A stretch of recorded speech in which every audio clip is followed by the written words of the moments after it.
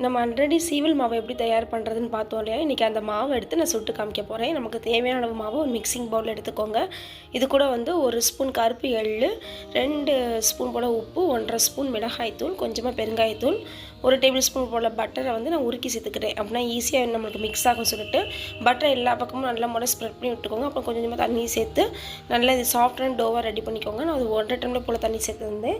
நல்லா சாஃப்டாக இருந்ததுன்னா உங்களுக்கு புளியறதுக்கு வந்து ஈஸியாக இருக்கும். இந்த சீவல் புளிகிற அச்சில் வந்து மாவை ஸ்டஃப் பண்ணிவிட்டு அடுப்பை வந்து நல்லா சூடேறினோடனே மீடியம் ஹீட்டில் வச்சுருங்க.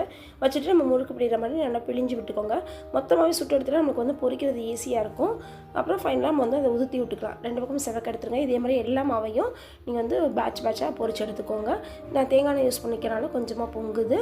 ஸோ இது வந்து டேஸ்ட்டாக இருக்கும். டீ டைமோட சாப்பிட்றதுக்கு அவ்வளோ ருசியாக இருக்கும். இந்த வீடியோ பிடிச்சா ஹோம் சேனல் சப்ஸ்கிரைப் பண்ணுங்கள், லைக் பண்ணுங்கள், ஷேர் பண்ணுங்கள். எங்கள் வீட்டு கைப்பக்குவம் உங்கள் வீட்டிலையும் கமகமக்கட்டும். வாழ்க வளமுடன்.